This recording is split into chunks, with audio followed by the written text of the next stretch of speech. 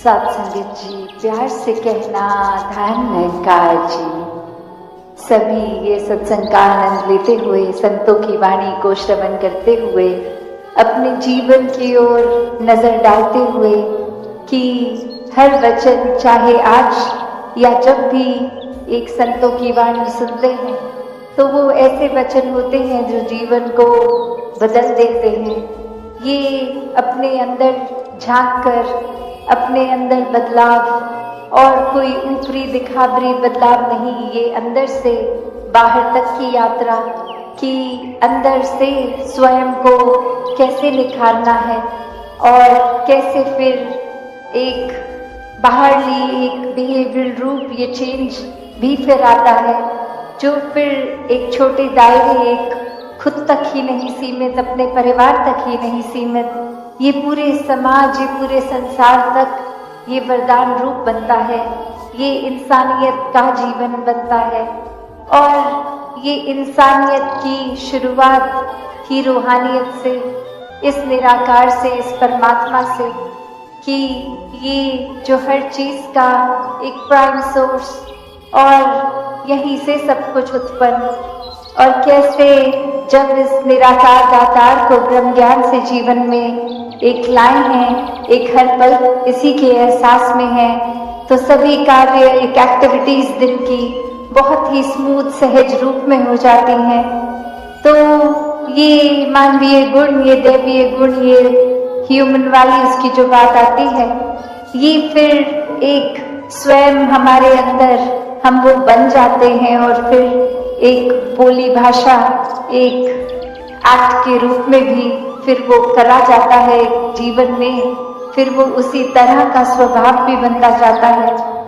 तो बात वही कि इस माया रूप इस संसार में एक जन्म लिया है, पारिवारिक रूप में जन्म लिया है, जिम्मेवारियां भी हैं, पर कैसे ये जिम्मेवारियां जहां निभानी हैं, इनसे पीछे नहीं होना, गृहस्थ में, समाज में रह के भक्ति को करना है कि ये स्पिरिचुअल, ये आध्यात्मिक पहलू, ये तो पूरी तरह से जीवन में पहले उतरे, और जब ये पूरी तरह उतर जाता है, बाकी सारी जिम्मेवारियां बहुत ही प्यार से निभाई जाती हैं, एक वो भी बहुत नेचुरल, ऑटोमेटिकली हो जाता है एक सहज रूप में। तो ये मन की स्थिरता का ये जो भाव है कि अब कुछ भी हम करते हैं पूरे दिन में, कोई अच्छी चीज है या कोई हमसे अनजाने में भी भूल हो जाती है, कुछ बुरा होता है, तो कैसे अपने मन को स्थिर रखा जाए। ये निराकार पे आधारित मन जब भी होता है, तो ये जो सुकून की बात ये नवंबर से ही हो रही है सत्संग में, कि ये सुकून जीवन में आ जाता है। और ये सुकून फिर कोई ऐसा सुकून नहीं जो कुछ पल का है, अभी है बाद में नहीं, या कुछ प्राप्त हो जाएगा तो ही वो सुकून इससे आएगा, नहीं, जिस पल से ये परमात्मा जीवन में आ गया, ये सुकून उसी पल से जीवन में है। फिर एक ये बात नहीं रह जाती कि ये तन अगर कोई प्रॉब्लम है, कोई मेडिकल इशू है, कोई एक किसी तरह की कमी है, तो जब ये तन ठीक होगा तो ही सुकून आएगा, या मन में कोई परिस्थिति हमारे अनुसार होगी तो ये मन सुकून का एहसास करेगा, नहीं, ये तो फिर शरीर, आर्थिक अवस्था, मन की अवस्था, सुख दुख, हर एक से ऊपर ये आनंद की अवस्था वाला जीवन है इस इंसान का, जब तो वाकई ही सुकूनमय जीवन है। और ये फिर हम कितनी भी कोशिश कर लें, अगर हम सुकून के पीछे भागें, तो फिर वो बेचैनी ही होती है वो यात्रा में कि कब प्राप्त होगा सुकून। पर जिस समय इस निराकार को जीवन में ले आए, तो उसी पल से ये सुकून ही सुकून है। फिर ये कुछ भी ऐसा होता है जीवन में जो खुशी दे, दुख दे, एक भाव इस एहसास का कि इस खुशी में भी निराकार शामिल है, और कोई दुख की घड़ी है तो इसमें भी निराकार शामिल है।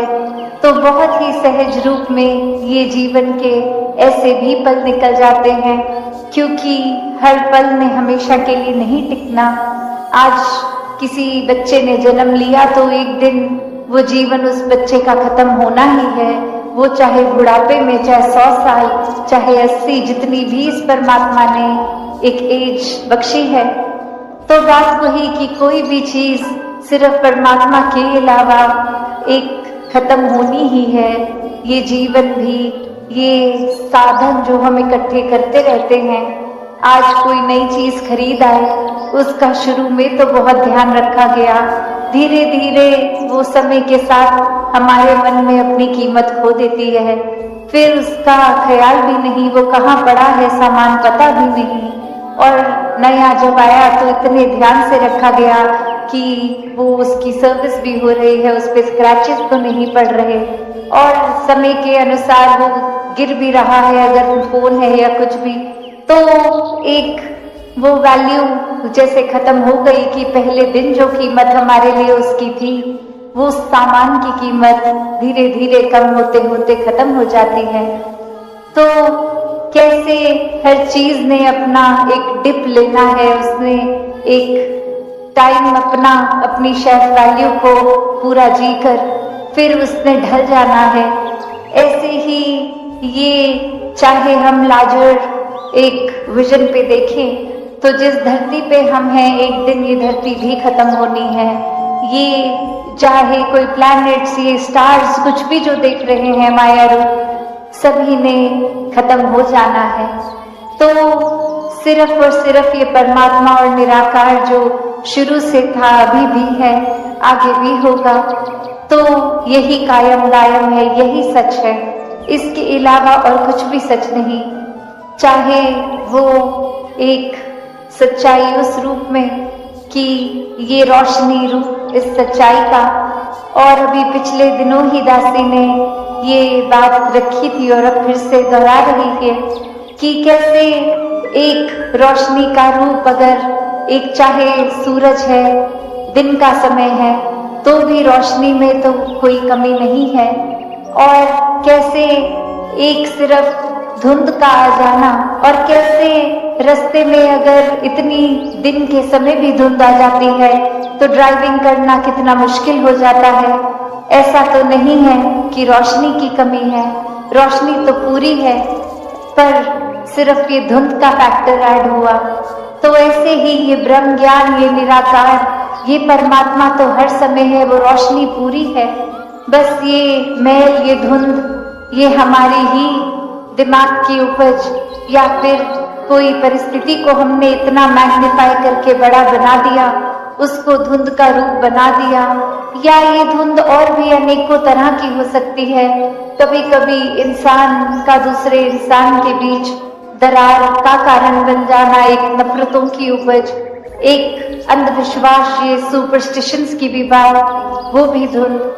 तो कैसे एक सच का जब आधार लिया जाता है तो ये मनमुटाव भी दूर होते हैं, ये नफरतों के कारण भी फिर पीछे हो जाते हैं, और अक्सर खुद के बनाए हुए वहम भुलेखे, एक खुद की बनाए हुए सुपरस्टिशंस, एक खुद से ही हमने जब कुछ ऐसी सोच, एक विचारधारा बना ली जो हमारे लिए भी नुकसानदेह है और उनके लिए भी नुकसानदेह है, तो बात वही की कमी रोशनी की तो नहीं है कि परमात्मा से जुड़ के हर समय के सुकून में रहें। और अब अगर आगे सोचें कि ये ब्रह्म ज्ञान भी जीवन में आ गया, एक निराकार के एहसास में भी रहने लगे, सेवा सिमरन सत्संग भी करने लगे, पर एक मन का बदलाव अगर नहीं है तो फिर ये ज्ञान भी मन में नहीं टिकता, और मन से जुड़ी हुई जो पहली चीज आती है वो अहंकार तजना, वो एक समर्पित भाव, मन को एक अपने होने के इस एहसास से हटना होगा और इस परमात्मा के लिए हर हमेशा अर्पित रहना है, एक सेवा में अर्पित रहना है। तो ये सुकून यहाँ समर्पित होने के बाद जो मिलता है, तो कैसे समर्पण के साथ सुकून। तो अपने जीवन में जहाँ हम समर्पण की बात करते हैं, तो ये समर्पण कैसा समर्पण है?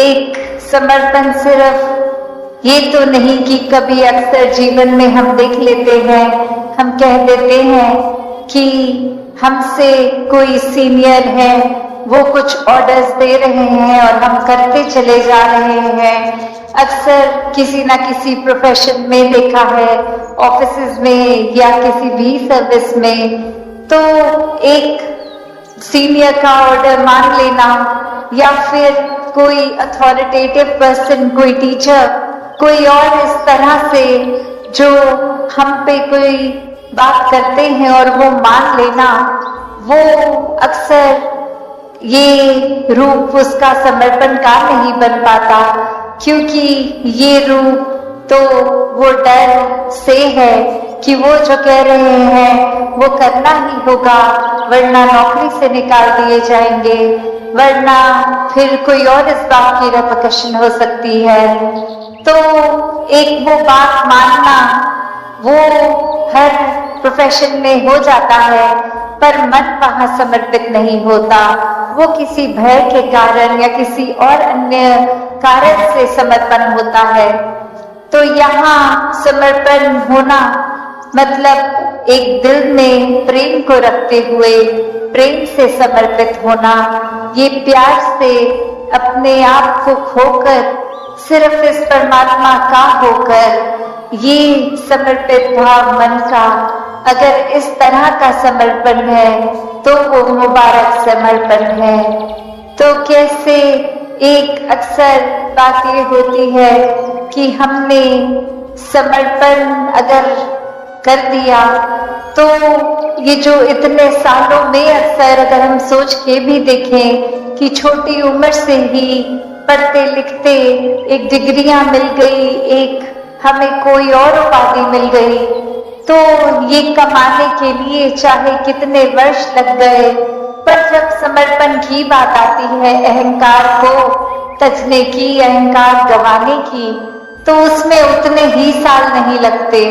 ये तो एक पल में ही समर्पण हो जाता है। जैसे ही ये मन समझ लेता है कि ये शरीर में नहीं हूँ, ये आत्मा का असली रूप परमात्मा है, और शरीर ने तो अपनी यात्रा कुछ सालों में करके इसका एक विनाश हो जाना है, तो कैसे ये समर्पित जीवन जिया जाए जब तक जीवन है।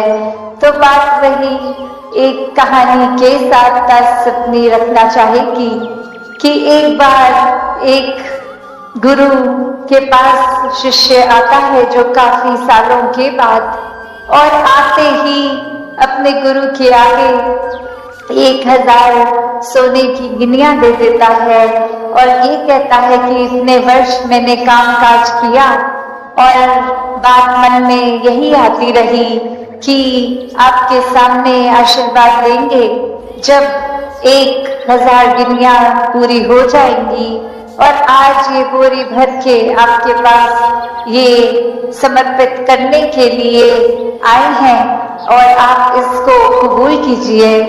वही वो गुरु वो लेकर सामान अपने शिष्य से कहता है कि ठीक है, तुमने ये दी, मैंने स्वीकार करी, और अब ये जो सामने नदी बह रही है, सारी की सारी ये गिनियां उस पानी में बहा दो। और अब वो शिष्य के मन में सवाल कि क्या ये एक क्या ही बात हुई, इतनी मेहनत जो करी कि गुरु को देंगे, और अब वो दे भी दिया, तो उसके बाद वो इसको अपने पास नहीं रख रहे हैं, वो इसको नदी में बहाने को कह रहे हैं। तो वही वो सवाल कि क्या फिर वो समर्पण था कि अगर एक क्या होगा अब उस वस्तु का, जिस तरह हम देना चाह रहे थे वो उस तरह अपनाई नहीं गई, उसको साथ तो कुछ और ही करने को कह दिया। तो वही ये ख्याल जहां उस शिष्य को आया और फिर वो अपने मन पे किसी तरह काबू करके, क्योंकि अब गुरु ने कहा था तो वो फॉलो करने के लिए किसी भी सोच विचार के साथ चला तो गया नदी किनारे कि ठीक है अब कहा है तो ऐसा ही करना होगा। और वहीं काफी देर हो गई और अब गुरु भी इंतजार कर रहा है कि ये इतनी देर से लौट के नहीं आया, इतनी देर क्यों लग रही है वो उसको वो सिक्के नदी में बहाने के लिए। तो फिर वो गुरु ही खुद उस नदी किनारे जाते हैं और क्या देखते हैं कि वो शिष्य एक एक करके सिक्के को फेंक रहा है, जिसकी वजह से वो बहुत ही देर लग रही है। वो एक बार फिर गुरु समझाते हैं कि ये समर्पण करना है तो इतनी देर क्यों लग रही है। समर्पण तो एक साथ ही किया जा सकता है, पूरी की बोरी को एक साथ ही नदी में बहाया जा सकता था, तो एक एक करके क्यों, इतनी देर लगा के क्यों। तो ये कहानी में तो ये मन की अवस्था ही है कि हम किस तरह एक अपने मन को इस तरह मान लेते हैं कि कोई अटैचमेंट हो गई, कोई और कारण से अगर ये लगा कि कुछ वस्तुएं इकट्ठी हो गई हैं, कोई उपाधियां मिल गई हैं, या कहीं अपने मोहल्ले में अपने दायरे में बहुत नाम कमा लिया है, एक हमारा कुछ औहदा, कुछ रिस्पेक्ट बन गई है, एक तरह के हम सेलिब्रिटी बन गए हैं, कुछ दो चार लोग हमें जान गए हैं, तो ये एक इम्पोर्टेंट होने का अहंकार या कोई और तरह का अहंकार ये मन में घर कर लेता है। तो ये सारी चीजें सिर्फ इस्तेमाल के लिए और सदुपयोग के ही काम आए। दाता हर एक पे कृपा करे कि सुकून जीवन में सबके भरा रहे, सेवा भाव, एक समर्पित मन, इस तरह का जीवन हर कोई जीता जाए। साथ संगत जी, दान निरंकार जी विचारधारा बना ली जो हमारे लिए भी नुकसानदेह है और उनके लिए भी नुकसानदेह है, तो बात वही की कमी रोशनी की तो नहीं है। ये सेवा सुमिरन सत्संग रूप भी ये पूरा है, और कैसे हम कितना ही निराकार का सहारा ले रहे हैं, वो रोशनी तो हर समय की ये है। बस हमारा ये कर्म क्या वो किया जा रहा है, क्या ये मन का रिश्ता इस निराकार से इसके एहसास में रहते हुए जोड़ा जा रहा है। वरना तो एक हम खुद ही कभी कभी कुछ ऐसा सोच लेते हैं जो होता नहीं है, पर वो हमने इस तरह से खुद को ही कन्विंस कर लिया, खुद को ही समझा दिया कि ऐसा है, और अब उस झूठ को मानने भी लग जाते हैं चाहे वो हकीकत ना ही हो। तो कैसे वो रूप एक संसार का जब एक देखा जाए, हर एक अपने अंदर इंसान झांक के देखे, तो बात वही आती है कि कितनी बार एक चीज जो कि अगर हमने मान ली कि ऐसा है, चाहे कोई अक्सर दोस्तों के बीच में भी कोई पॉइंट्स डिस्कस हो रहे हों, तो उसमें फिर ये बेचैनी का आ जाना कि जो मैं कह रहा हूँ वही सही बात है, जो मेरी ओपिनियन है वही बेस्ट ओपिनियन है, और अब दूसरों की बात सुनने के लिए नहीं बोला जा रहा, उनको पूरी तरह से वो बात मान ले हो उस वजह से कहा जा रहा है। और वो फिर एक बात ये भी नहीं इंसान सोच रहा कि मैं दूसरे की भी तो बात सुन लूं, क्या पता मुझे उसके बाद अपना ही पॉइंट ऑफ व्यू गलत लगे, क्या पता वो इतनी सयानी बात बोले जहां मुझे ही रियलाइज हो जाए कि मैं ही ऑल दिस वाइल गलत था। तो बात वही आती है कि एक फिर वो डिबेट्स भी हेल्दी डिबेट्स नहीं होते, वो एक दूसरे का पॉइंट सुनते हुए अपना पॉइंट नहीं रखा जा रहा, वो फिर सिर्फ और सिर्फ खुद को सही प्रूफ, खुद को सुपीरियर प्रूफ करने के लिए कि सबसे उत्तम सोच मेरी है, सबसे उत्तम नजरिया मेरा है, सबसे उत्तम विचारधारा मेरी है, ऐसी बातें के लिए वो फिर बात को बोला जा रहा है। तो ऐसा जीवन हर कोई जीता चला जाए। ये सेवा सुमिरन सत्संग को आधार बनाकर निराकार पे पूरा विश्वास करते हुए अपने जीवन को आगे चलाते जाएं। साथ संगत जी, दाम नंकार जी। साथ संगत जी, प्यार से कहना धन्यवाद। हजरत ईसा मसीह जी ने भी कहा कि किस कदर एक बीज ऐसे होते हैं जो गिरते हैं एक बंजर जमीन के ऊपर, एक प्रकार के बीज गिरते हैं ऐसे प्रकार की जमीन के ऊपर जो एक पथरीली जमीन है, चट्टानों वाली जमीन है। इसी प्रकार से एक बीज ऐसे होते हैं जो किसी कांटेदार झाड़ियों के बीच में गिर जाते हैं। तो इस प्रकार से एक जरखेज जमीन पे गिर जाते हैं। तो ये जो चार प्रकार के जमीनें, उनमें बीज गिरे एक प्रकार के, लेकिन उसका पनपना, उनका बढ़ना और उनका एक उसमें से दाने देने, उसमें बड़ा अंतर आ जाया करता है कि किस प्रकार से एक पथरीली जमीन है।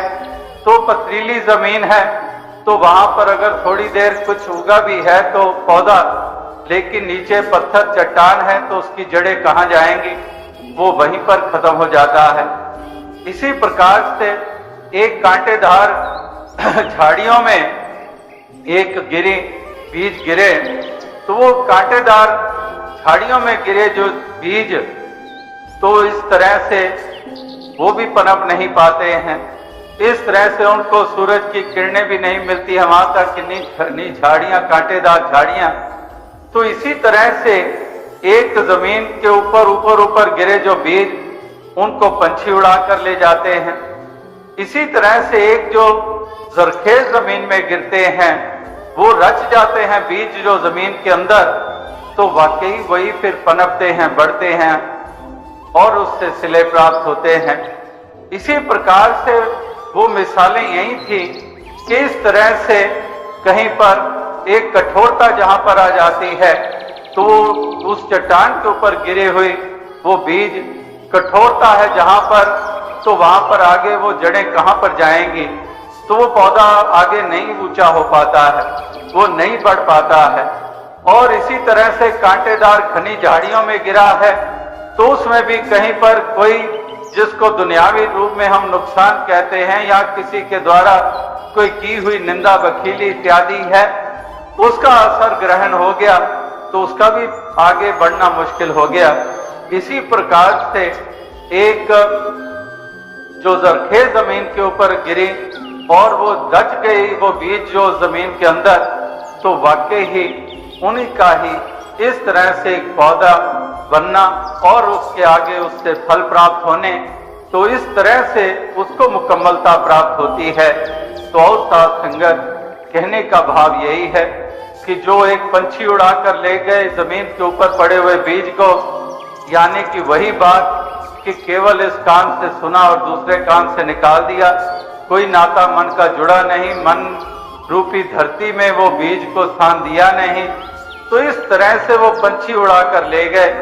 और इस तरह से कहने का तात्पर्य क्या है, इस निराकार दातार के साथ ये मन का नाता जुड़ा रहे, इसको हृदय में बसाए रखें और इसी के परिणाम स्वरूप हृदय की विशालता बनी रहे, मन को निर्मलता प्राप्त हो, मन में मधुरता स्थापित हो और इसी प्रकार से एक विनम्र हो ये मन, सब्र और सबूरी वाला हो, एक विश्वासी और अकीदे वाला ये मन हो। इसी प्रकार से अकर्ता भाव इस मन में हो और इस तरह से इतने इतने गुणों के मालिक बनकर इस जीवन के सफर को तय करते चले जाएं सभी। इस प्रकार से भक्त हमेशा अपने इस म्यार को इस कदर ऊंचा करते हैं कि अपने आप को मिटाते चले जाते हैं, अपने आप को दासों के दास बनाते चले जाते हैं। जैसे पीछे भी एक दास ने जिक्र किया इन चंद रोज पहले भी कि किस तरह से भक्त एक निंदा वकीली में भी अपनी वाणी नहीं लगाते हैं और इस प्रकार से एक वही बात कबीर जी वाली अवस्था बन जाए कि कुछ लेना ना देना, मगन रहना, कि वाकई अपनी भक्ति में मगन रहना, कि वाकई अपनी भक्ति करते चले जाते हैं। और अगर एक कोई इस तरह से, जैसे थोड़ी देर पहले किसी बच्चे की भी मिसाल दी गई कि इस तरह से छोटे से बच्चे कह रहे हैं, एहसास करवा रहे हैं कि निंदा वकीली नहीं करनी है, और आप तो निंदा वकीली में अपनी वाणी को लगाए हुए हो, आप भक्त हो, आप महापुरुष हो, संत हो, तो आपने अपनी वाणी को एक स्तुति के बजाय आपने निंदा में लगाया हुआ है। तो इस तरह से बच्चे भी है एक ऐसा एहसास करवा रहे हैं। तो इस तरह से बाबा गुरबचन सिंह जी भी अक्सर वो मिसाल और ये बात कहा करते थे कि अगर इस तरह से कोई निंदा वकीली करने के लिए आता है तो आप इस कदर अपना ध्यान किसी और तरफ लगा लो, या फिर कोई बहाना बनाकर वहां से एक उठ जाओ। इस तरह से अपने मन को, उसका तो मन खराब हुआ ही है, तुम्हारे मन को भी वो खराब करेगा, तुम्हारे भी अकीदे विश्वास को डुलायमान करेगा। और इस तरह से वही बात कि अपने आप को इस कदर संभाल लो कि वही बात कि जिस तरह से वो एक ऐसी एक जो वाणी किसी की लगी हुई है इस कार्यों में, तो अपने मन को किस कदर उसके असर से एक बचाए रखना और इस कदर एक अपने आप को, एक अपने अकीदे विश्वास को कायम रखना और अपने ध्यान को कायम रखना, अपने उस विश्वास को कायम रखना और इस कदर वो महापुरुषों भक्तों का के प्रति सत्कार का भाव कायम रखना। ये भी एक पहलू जो है वो बताया जाता है, बार बार सत्संग में हम सुनते भी हैं कि इस कदर एक निंदा में लगी हुई वाणी वो वाकई ही एक उस बात को कहने वाला भी, हालांकि अनेकों ऐसे देखे गए हैं जो इस कदर किसी को छोड़ेंगे नहीं, किसी को बख्शेंगे नहीं, और फिर भी कहेंगे कि मैं तो कुछ बोलता ही नहीं हूं, मेरी तो मुख में जुबान ही नहीं है। किस कदर ऐसा भाव अपने बारे में बनाए होता है और किसी को छोड़ता भी नहीं है। इस तरह से अनेकों की ये रुचियां होती हैं।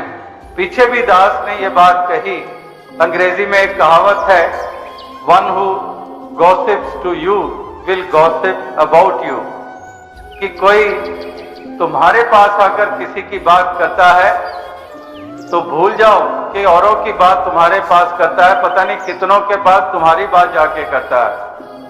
सो one who gossips to you will gossip about you.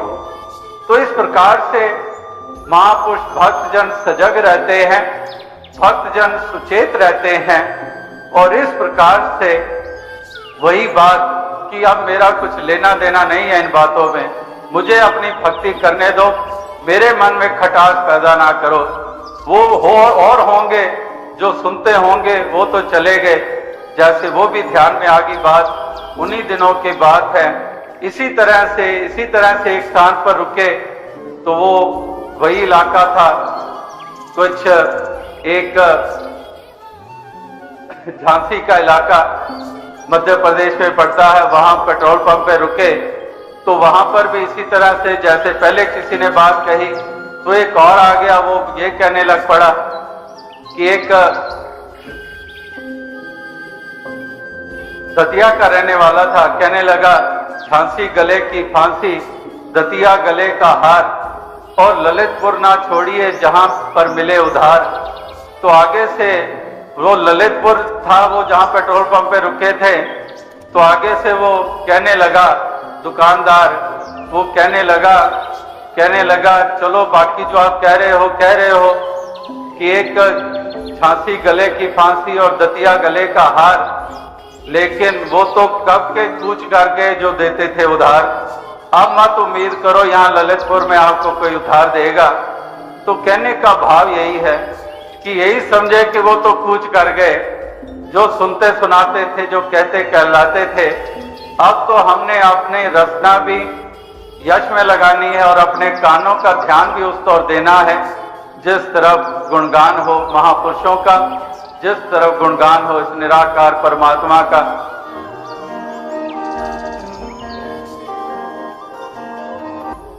सुमिरन जब मन का नाता जुड़ा हुआ है, इस हरि परमात्मा के एहसास से जीवन जी रहे हैं। अगर एहसास से जीवन जी रहे हैं तो इसमें डूबे हुए हैं, इस नाम के सरोवर में डूबे हुए हैं। मैल उतरती चली जाएगी, मैल कहीं बदन पर जमने नहीं पाएगी, विपरीत भावनाएं मन में पैदा नहीं होंगी, करुणा दया स्नेह प्रेम का भाव ये उत्पन्न होता चला जाएगा और स्वच्छता ही स्वच्छता, निर्मलता ही निर्मलता, पावनता ही पावनता ये जीवन में आती चली जाएगी। इसलिए महापुरुष संत जन यही कहते हैं कि हरि परमात्मा से नाता जोड़ना है तो मन पवित्र हो जाएगा, मन सुंदर हो जाएगा और मन सुंदर हो जाएगा तो जीवन सुंदर हो जाएगा।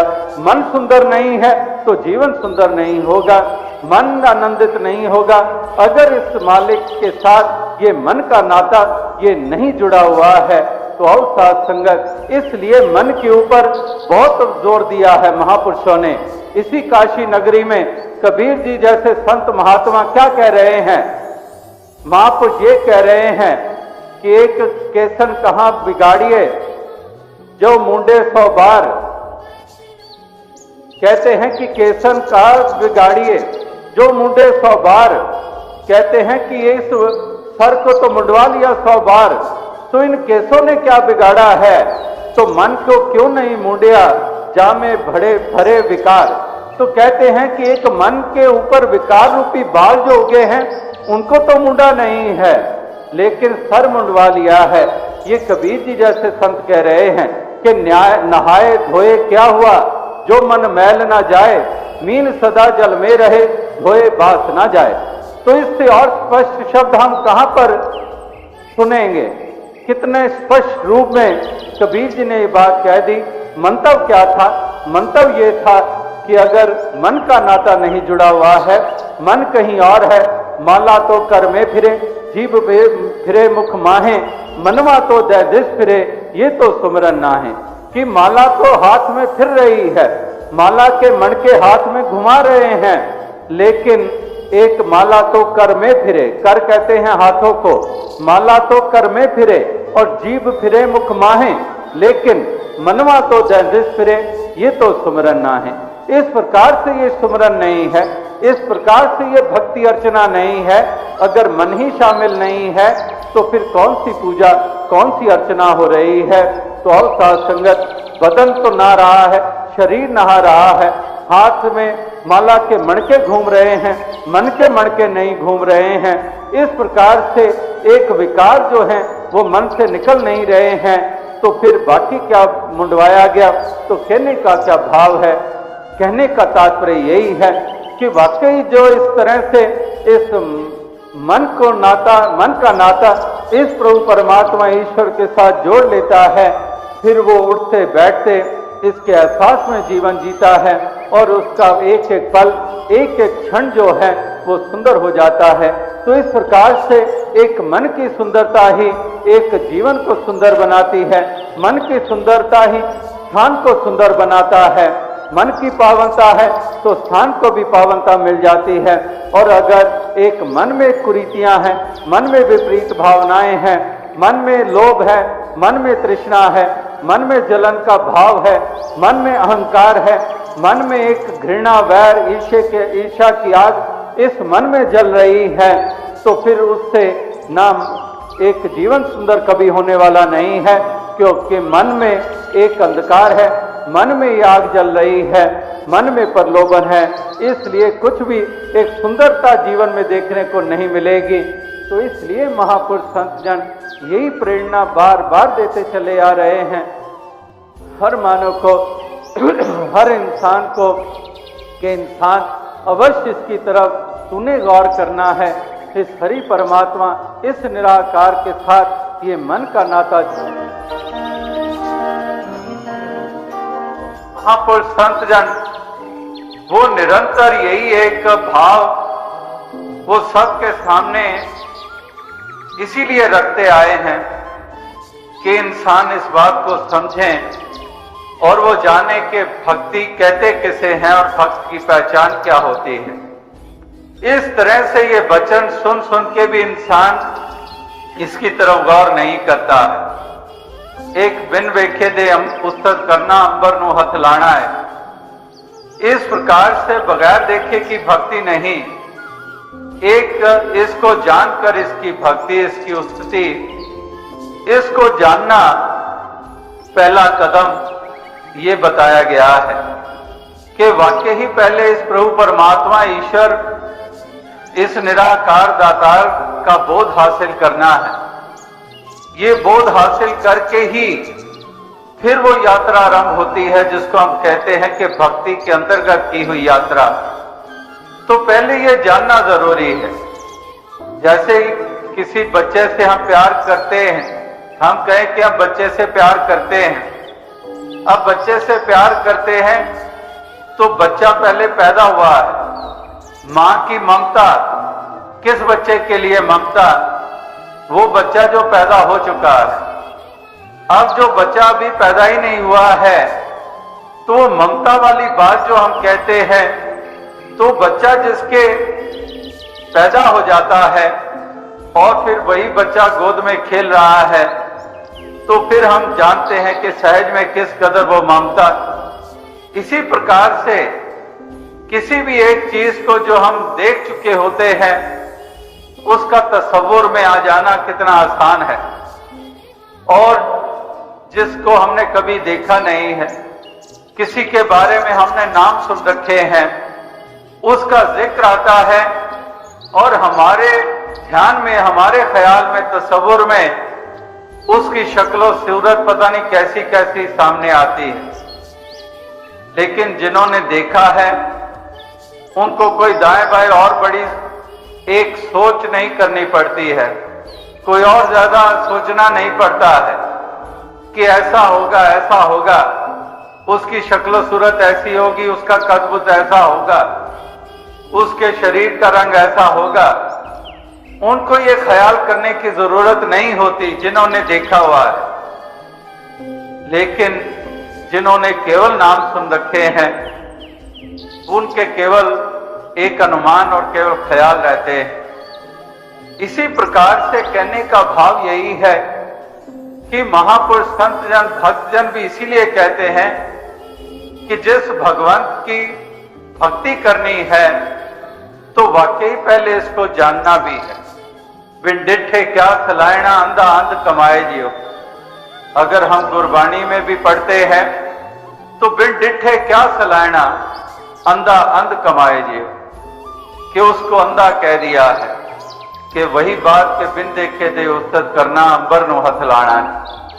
तो इस प्रकार से पहले तो इस परम तत्व को जानना जिसकी भक्ति करनी है, जिसको सन्मुख रखना है, जिसको रूबरू रखकर इस तमाम जीवन की यात्रा को तय करनी है। इस प्रकार से ऐसे प्रभु परमात्मा, इस ईश्वर, इस निराकार, इस दातार को जानना ये जरूरी कदम बताया गया है तमाम महापुरुषों, संतों के द्वारा। तो आओ साथ संगत, कहने का तात्पर्य यही है कि इसी प्रकार से ये पहले जानने की बात हो गई और फिर इसको उठते बैठते इसका ध्यान, इसका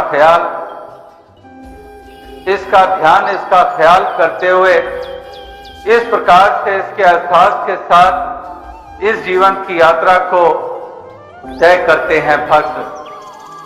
तो आओ साथ संगत, कहने का तात्पर्य यही है, जैसे कहते हैं कि दीन गरीबी बंदगी सबसे आदर भाव, कहे कबीर बंदा बड़ा जाका मधुर स्वभाव।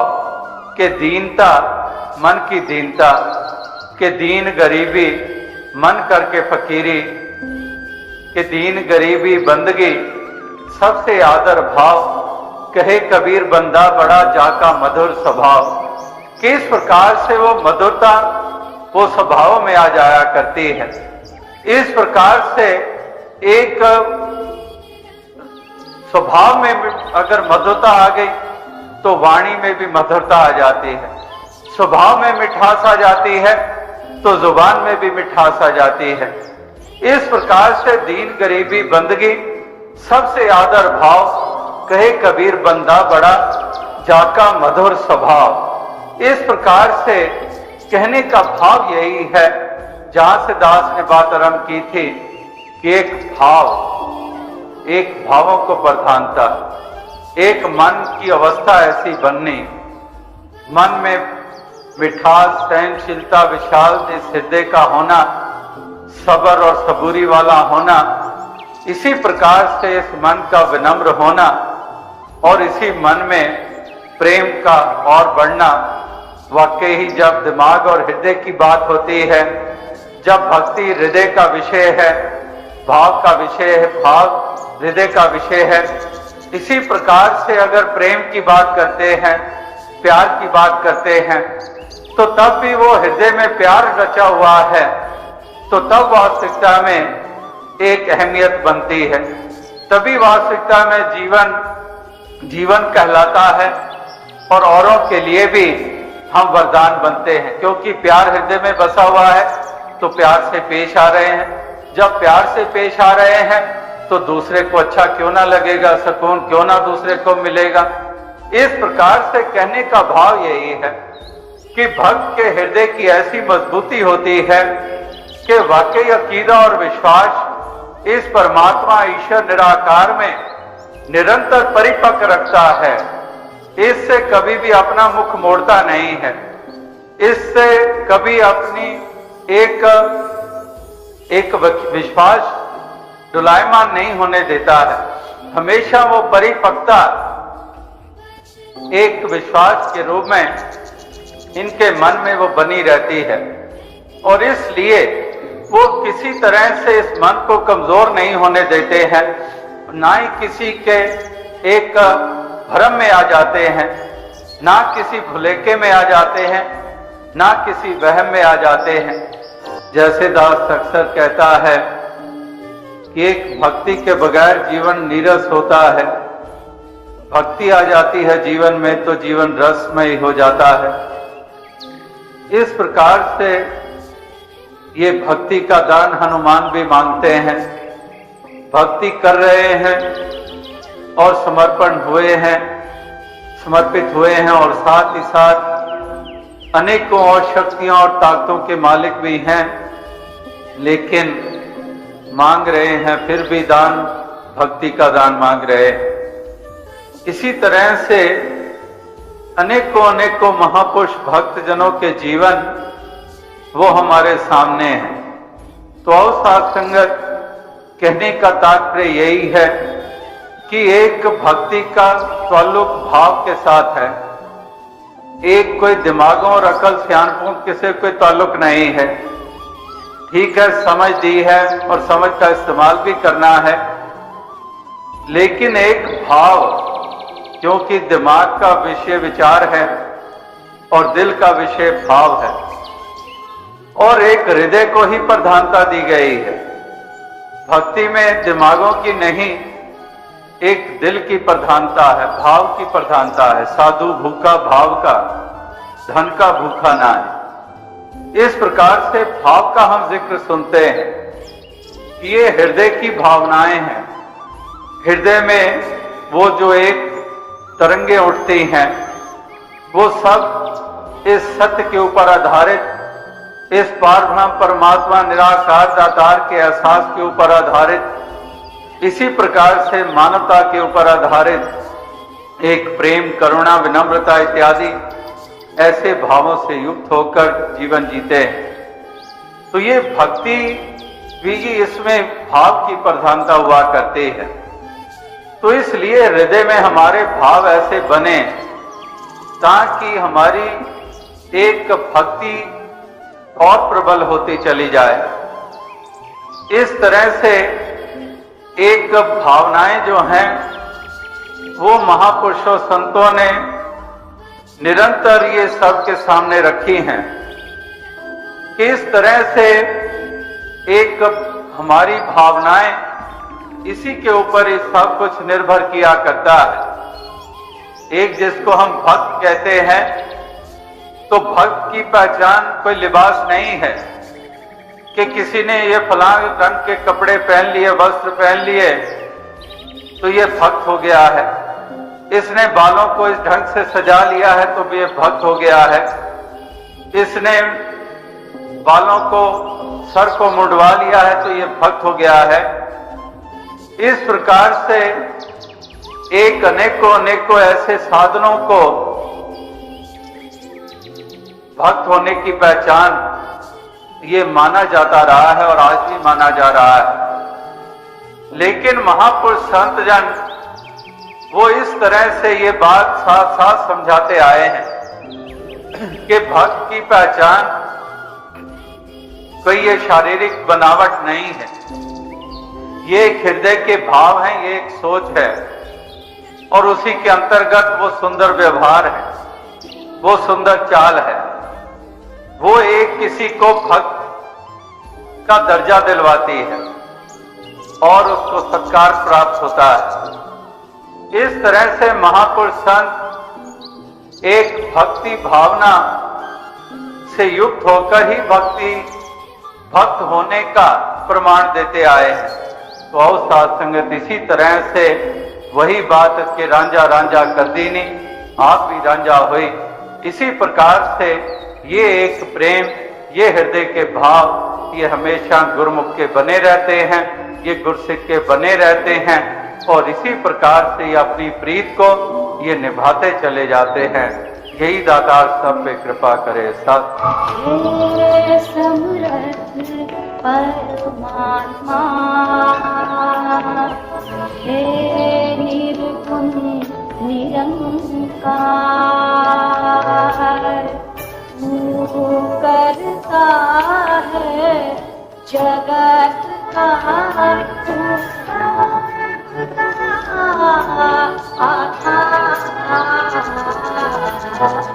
हे समर्थ परमात्मा।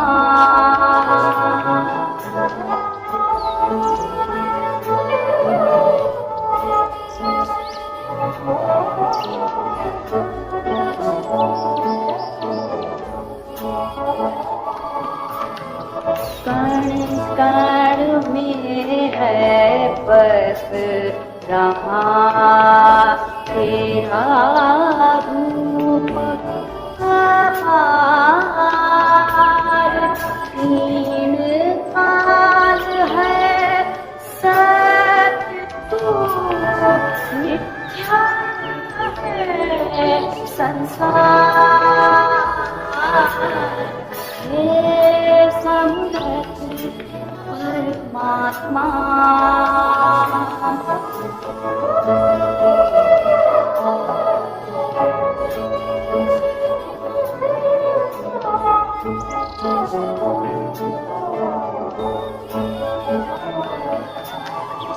घट घट वासी हे प्रभु, अविनाशी करता, दया से तेरी हो सभी अवतार से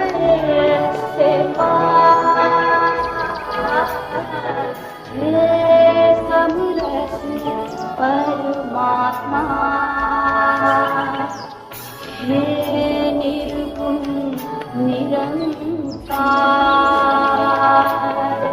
तू करता है जगत का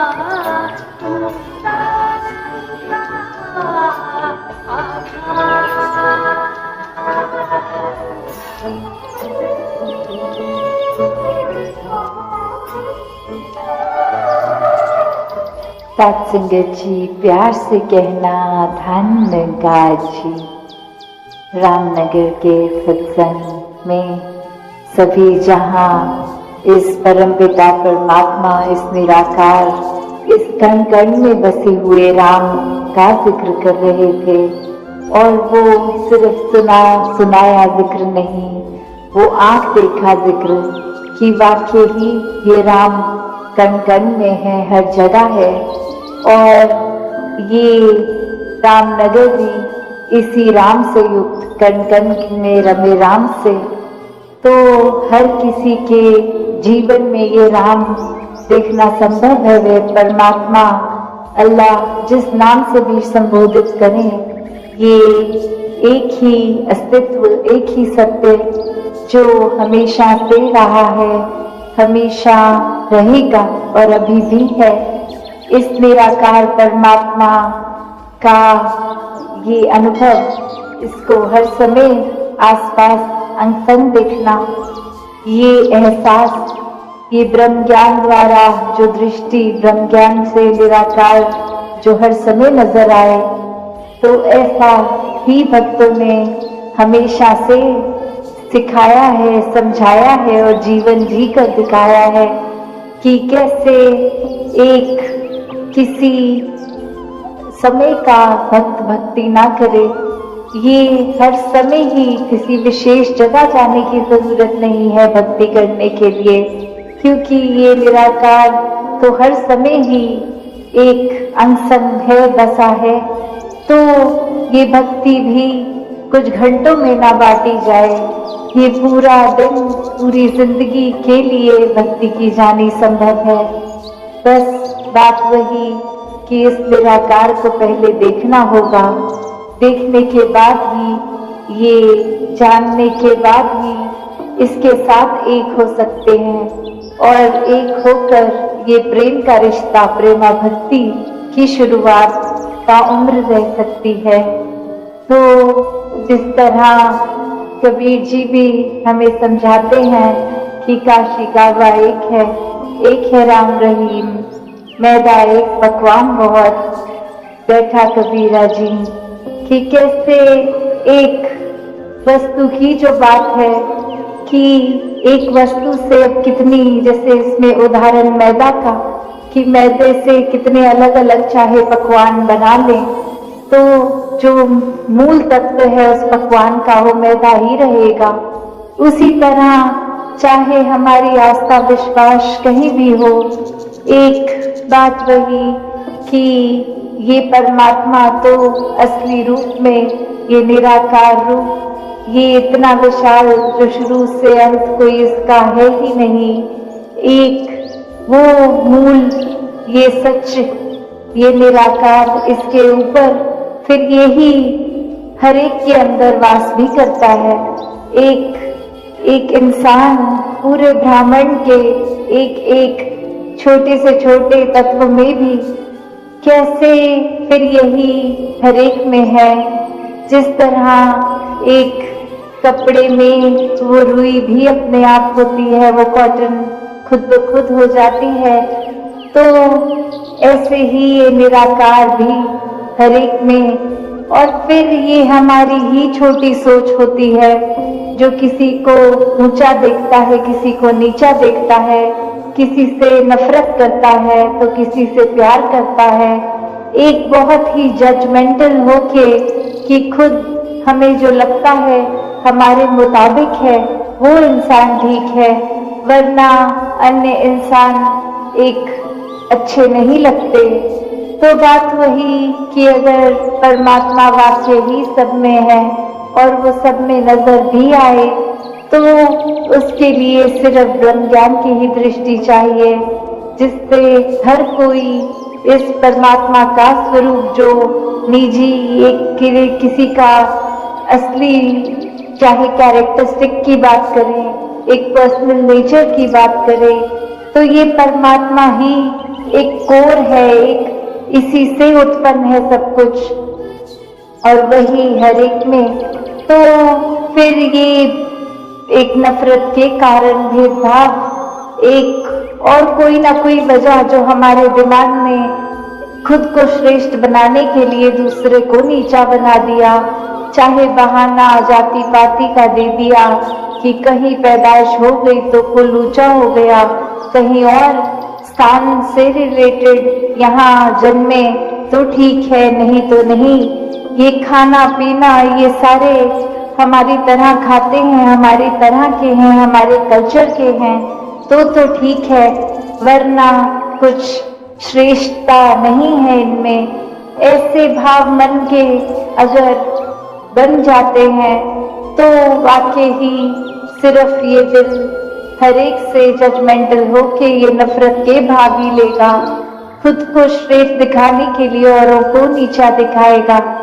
तो ये परमात्मा वाक्य ही जो सब में है इसको सभी में देखा जाए और उससे एक बहुत ही आसान तरीका बन जाता है, ये प्यार का रिश्ता बन जाता है। फिर एक हर एक के लिए ये मन हमारा आदर सत्कार से ही रहेगा, एक अपने आप को विनम्रता में डालकर ही ये मन फिर अपने अस्तित्व को इतना श्रेष्ठ नहीं बनाएगा कि दूसरे को दबाए, एक आंसू पोंछने वाला जीवन बनेगा, दुख देने वाला नहीं। एक अपने शारीरिक बल, एक बुद्धि को भी सदुपयोग में ही लगाएगा फिर इंसान, फिर किसी का नुकसान ये नहीं पहुंचाने वाला। जैसे आज जिक्र भी हो रहा था कि इंसान की तो फिर स्थिति ऐसी हो गई है कि आज के समय में तो एक मिसाइल से नष्ट करने के लिए इनको तो प्रोग्राम किया जा सकता है। तो बात वही कि ये गाइडेड मिसाइल्स तो हैं पर मिसगाइडेड मैन है। ये सोच जो हर एक को जहाँ सोचवान बनानी चाहिए, संतमति के अनुसार जीना चाहिए, ये दिशा, ये किस तरफ मुख जो हर एक का इस सच्चे इस परमात्मा के प्रति रहना चाहिए, ये फिर दुनिया में विचरित होने वाले कुछ ना कुछ समझा बुझा के या खुद ही अपनी बुद्धि को नष्ट करके एक मिसगाइडेड हो जाते हैं, ये एक अपनी दिशा पतन के ओर ले जाते हैं। और वही फिर चाहे वो मिसाइल्स की बात की, वो गाइडेड है, उनको अपना टारगेट पता है, पर जो इंसान उनको गाइड कर रहा है वो ही इतना मिसगाइडेड है। तो कैसे अपने जीवन में हमने कौन सा रास्ता चुनना है, ये चुनाव तो हर समय का संभव है। इस परमात्मा पे जो अपना मन टिकाते हैं, फिर इनकी दृष्टि भी पावन है, इनकी एक डायरेक्शन भी पावन है, इनके मन के अंदर आने वाले वो दिमाग से इंटेंशंस भी, मन के भाव भी पावन है। और फिर वो जब सोच ही इस मन में परमात्मा को बसाने वाली होगी, एक दिमाग भी उस रास्ते ही ख्याल लाएगा अंदर, और फिर स्वभाव में, बोलचाल में, एक व्यवहार में फिर ये परमात्मा का ही झलक होगा, फिर ये मानवीय गुण स्वयं ही आ जाएंगे। तो ऐसे मानवीय गुणों से युक्त हर कोई इंसान हो सकता है और हर किसी के अंदर, क्योंकि ये डिविनिटी है, ये पोटेंशियली डिवाइन सोल की जो बात होती है कि ये परमात्मा सभी में है। तो बात इतनी ही कि ये परमात्मा जो आत्मा रूप है, इसकी भटकन को बस मिटाना है, इसको अपना निज घर एक असली रूप से मिलवाना है।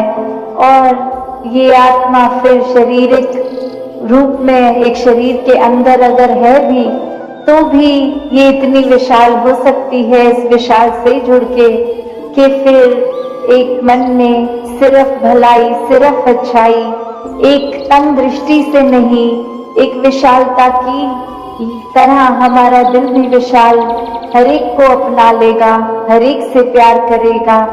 तो ऐसे ही मानवीय गुणों को हमें पहले खुद बनना है और फिर वो मानवीय गुण हमारे अंदर, हमारे किरदार में झलकेंगे, हर एक तक पहुंचेंगे। फिर जिस प्रकार सूरज होता है, किसी से भेदभाव नहीं करता कि मैं कोई विशेष जगह जन्मे हैं जो उनको ही रोशनी दूंगा, बाकियों को नहीं, ये फिर एक मूल स्वभाव ही है सूरज का, हर एक को रोशनी देनी। तो वही भक्त भी करते हैं कि चाहे एक कैसा भी हर एक का स्वभाव हो, सबको एक बराबर समदृष्टि से देख के प्यार सभी के लिए, मन में वही हर एक के लिए अरदास, भावना, प्रार्थना कि जिस तरह भक्तों का जीवन एक अच्छी तरह इस सहज भाव में इस परमात्मा से जुड़ के निकल रहा है, वैसे ही हर एक के आत्मा की पीड़ा, ये बंधन मुक्त हो जाए, ये मोक्ष और मुक्ति का हकदार हर इंसान जीते जी बन जाए। तो आज भी सत्संग में वही भाव श्रवण करने को मिले, क्योंकि संत तो हमेशा चेतन ही करते हैं कि ये श्वास हैं तो एक दिन खत्म भी होंगे, तो जीते जी जीवन को भी संवार लें। और जीवन खत्म होने के बाद भी ये अगर जीवन में परमात्मा है तो आंख बंद होने पे भी इस आत्मा को पता लग जाएगा कि कहाँ जाना है, किसमें मिलना है। तो यही भाव संतों ने हमेशा सिखाए, समझाए, और वही हर एक को आज भी सेवा के, सत्संग के, सिमरन के साथ जुड़ने की प्रेरणा, कि अपने जीवन में परमात्मा को मन में बिठा के स्थापित अगर करना है तो हर समय जोड़ना होगा। ये मन को सिमरन रूप इस परमात्मा के साथ लगना है। ये सोच में हमेशा खुद को मिटा के समर्पित भाव वाली सेवा करनी है। संतों के साथ संतमति को अपनाना है, ये सत्संग रूप। तो हर किसी के जीवन में ये असली रूप परमात्मा का, ये कण कण में रमा राम, यही हर समय के लिए प्राप्त हो, ताकि ये प्रेमा भक्ति, ये इस तरह जीवन आधारित होके उसके ऊपर आधारित मन तो हर समय ये परमात्मा में ही जीवन बीतता चला जाता है, जैसे वैसे ही उतने सहज भी हो जाते हैं अपनी दिनचर्या को फिर निभाना। एक विशेष काम नहीं लगता कोई अलग से कि कोई एफर्ट भी डालना पड़ रहा है। जब परमात्मा में मन हो तो फिर इसके बनाए सारे रोल्स, रिस्पॉन्सिबिलिटीज, ड्यूटीज, दिन प्रतिदिन के दिनचर्या सभी में फिर मन भरपूर लगता है। तो ऐसा ही जीवन जीते चले जाएं, गृहस्थ में रह के ये भक्ति पूर्ण करते जाएं। सात संगत जी, धन निरंकार जी। सत्संग जी, प्रेम से कहना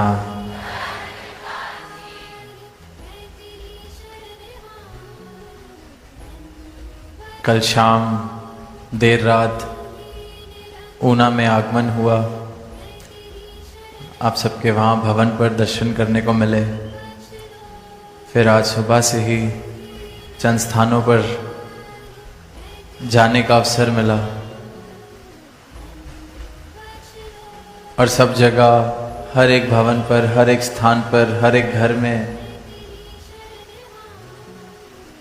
जहाँ जाने का मौका मिला, जो प्रेम और प्रीत वाले भाव देखने को मिले, जो श्रद्धा वाले भाव देखने को मिले, जो परमात्मा के लिए शुक्राने वाले भाव देखने को मिले, उन भावों से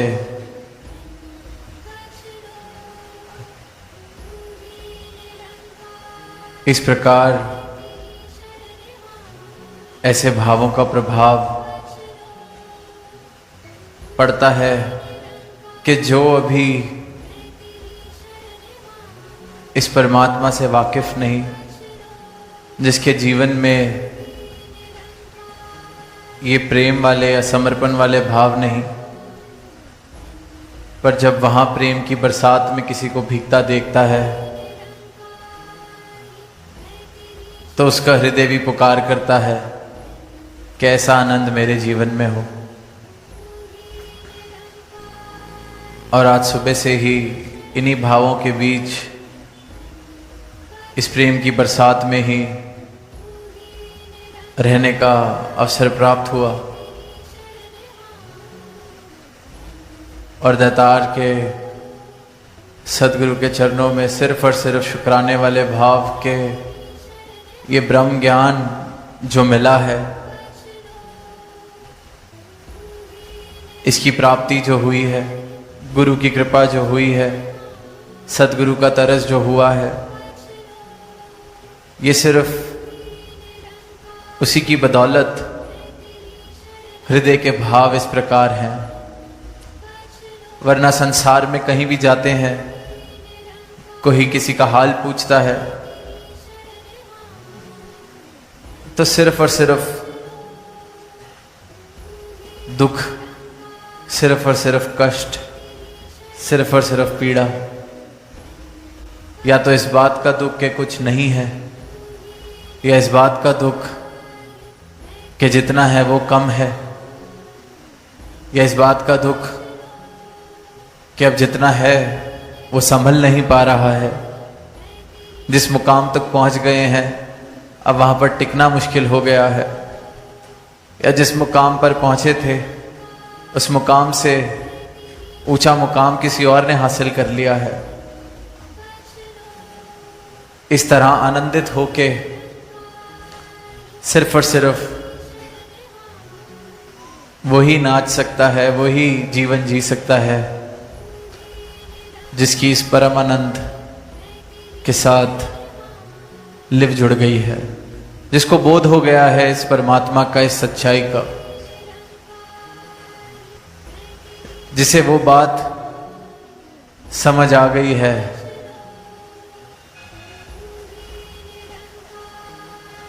कि ये परमात्मा ही सब कुछ है, हर जगह यही समाया है, और ये जितनी खलकत दिख रही है ये भी इसी में बस रही है। मेरी सच्चाई, मेरा मूल रूप, मेरी पहचान यही परमात्मा है, इसी का मैं अंश हूं। और जब इस सच्चाई के साथ, इस सत्य के साथ राब्ता हो जाता है, इस अविनाशी शाश्वत सत्ता से नाता जुड़ जाता है, इसके दर्शन हो जाते हैं, तो जीवन में भक्ति प्रवेश करती है। और जिस जीवन में भक्ति प्रवेश करती है उस जीवन में फिर प्रेम, आनंद, खुशियां, शुक्राना, इस प्रकार के भाव प्रवेश कर जाते हैं।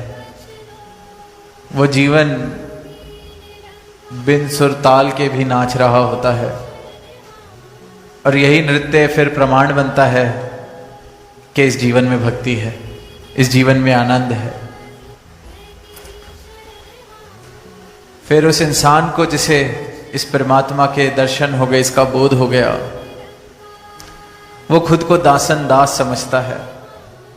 उसके मन से मैं वाले भाव खत्म हो जाते हैं। जैसे वो पंक्तियां हैं कि फरीदा साहिब दी कर चाकरी, दिल दी ला परांद, कि सच्चे साहिब की चाकरी, खुद को इसका दास बना ले, मैं मेरी वाले भाव मिटा दे। दिल में ये जो भटकन है, भरम है, अहंकार रूपी, जो खुद को बड़ा करने में लगे हैं, यही भटकन का कारण है। इस भटकन को जिसने दूर किया है उसने इस परमात्मा को प्राप्त किया है। भगवत गीता का जिक्र हो रहा था तो कुरुक्षेत्र के मैदान में जब वो संवाद चल रहा है, जब अर्जुन अपनी अवस्था बता रहा है कि ये युद्ध मुझसे नहीं हो पाएगा, सामने मेरा परिवार है, तो उसको विराट स्वरूप के दर्शन करने से पहले जब कृष्ण भगवान ने अपने दर्शन, अपने विराट स्वरूप के दर्शन कराए, उससे पहले यही कहा कि तू करता नहीं है, मारने वाला भी मैं, मरने वाला भी मैं, और ये शरीर है जिसने मरना है, मेरा विराट स्वरूप देख, सब इसमें समाया है। ये कर्ता भाव छोड़ दे, मेरे दर्शन कर।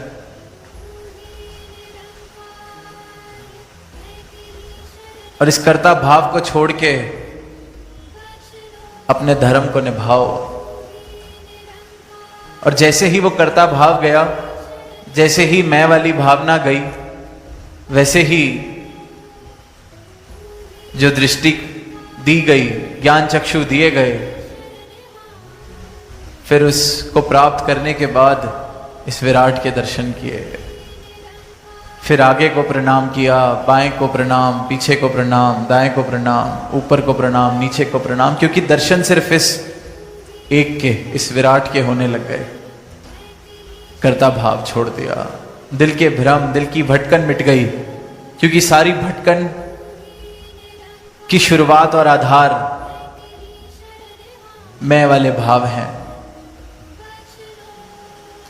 वहीं फिर कबीर दास जी की भी वो पंक्तियां हैं कि जब मैं था तब हरि नहीं, अब हरि है मैं नाही, सब अंधियारा मिट गया, दीपक देखा माही। ये अंधकार मिट गया मेरे जीवन से, ज्ञान की रोशनी का दीपक मेरे जीवन में आया, सारा अंधियारा मिट गया, क्योंकि रोशनी जीवन में आ गई, जीवन उज्जवल हो गया।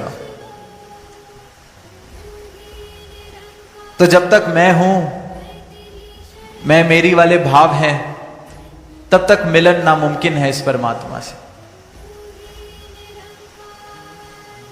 दास साहिब दी चाकरी, दास वाली भावना। पहले प्रण में जो बात कही जाती है कि तन मन धन, ये दातार का है, इसे दातार का ही समझना है। जिसने खुद को ये तन मन धन से अलग कर लिया, जान लिया कि ये मैं नहीं हूं, उसको समझ आया कि मेरा मूल रूप तो ये परमात्मा है। जिस जोत दा अंश है बंदे, उस जोत नू जानते सही। जिसके हम अंश हैं, उसको जाने बगैर ही जीवन जिया जा रहा है। और जिसने भी समर्पण किया है, गुरु के चरणों में शीश झुकाया है, उसको फिर इस परमात्मा के दर्शन हुए हैं, उसको फिर इस परमात्मा की प्राप्ति हुई है। सिर्फ कथन तक सीमित नहीं रहा ऐसे इंसान का परमात्मा के साथ रिश्ता। मिलन की बात की गई है। जिसने के जीवन में भी सही मायनों में भक्ति आई है, उसने मिलन की बात की है, कथन की नहीं। कहना तो मजबूरी है, क्योंकि भाषा तो यही यूज करनी पड़ती है, इसी का इस्तेमाल करना पड़ता है। और इस परमात्मा से मिलन के बाद फिर कथनी कही गई है। कबीर दास जी की वाणी पढ़ते हैं, जीते जी। आज सुनी वो पंक्तियां कि राम कबीरा एक भय, कोई ना सके पहचानी। जीते जी लिखा है, मैं ना मरबू मरीबो संसारा, अब मोहे मिले ओ जीवन हारा। जीते जी लिखी हैं ये पंक्तियां, जीते जी ये अवस्था प्राप्त की है, क्योंकि अपनी मैं को तज दिया, अपने अहंकार को तज दिया, पहचान लिया कि मैं कुछ नहीं हूं, जान लिया कि सब कुछ इसके हुक्म में। ये बनाने वाला, ये सृजनहार सब में बसा है, कण कण में बसा है। सदगुरु की कृपा होती है तो इसके दर्शन हो जाते हैं। इसके दर्शन हो जाते हैं तो मैं मेरी वाले भाव मिट जाते हैं, ऊंच नीच वाले भाव मिट जाते हैं। सब में ये समाया है, ये परमात्मा, ये प्रभु। जितना मुझ में है उतना सामने वाले में है, जितना मेरे दाएं में है उतना मेरे बाएं में है। कोई जगह खाली नहीं इससे। तो फिर वो अवस्था आ जाती है कि भ्रमों के कारण, अज्ञानता के कारण इस परमात्मा को कहीं चार दीवारी में सीमित किया हुआ था, कहीं दिन के किसी घड़ी में सीमित किया हुआ था, किसी तीर्थ में, किसी मूर्त में सीमित किया हुआ था। पर जब ये ज्ञान चक्षु सदगुरु बख्शते हैं तो समझ आ जाती है कि तो कण कण में है। और सिर्फ समझ नहीं, दिखाई देता है, बोध हो जाता है, कण कण में बस रहा है। और मैं मूर्ख इस कण कण में बसने वाले परमात्मा को, जिसमें ये सारी रचना बस रही है, इस असीम सत्ता को मैं सीमित कर रहा था। मुझसे बड़ा मूर्ख कोई सोचे कि जैसे सूरज की सारी रोशनी मैं किसी डब्बी में कैद कर लूं, समुद्र का सारा पानी मैं एक ग्लास में कैद कर लूं और कहने लगूं कि यही समुद्र है। एक ग्लास भर के कोई ले जाए उस समुद्र से, अपने घर पे रख दे और कहे कि यही समुद्र है। कैसे सीमित कर सकते हैं इस असीम को? पर यह अज्ञानता, इस असीम के बंटवारे करने का भ्रम कि ये मेरा है वो तेरा है, इस परमात्मा का भी बंटवारा कर लेती है हमारी अज्ञानता। ये नहीं देखती कि इस परमात्मा की बनाई हुई रचना हम सबके लिए साझी है, सबके लिए बराबर है, तो ये परमात्मा कैसे मेरा तेरा हो गया? अगर परमात्मा की बनाई हुई सारी रचना एक बराबर सबके लिए है, तो फिर परमात्मा का बनाया हुआ इंसान ऊंचा नीचे कैसे हो गया? इसमें भेदभाव कैसे आ गए? इसमें यह कैसे कह दिया गया कि इसकी जान की कीमत कम, उसकी जान की कीमत ज्यादा, ये ऊंचे कुल का या ये नीचे कुल का, ये इस जाति का ये उस जाति का?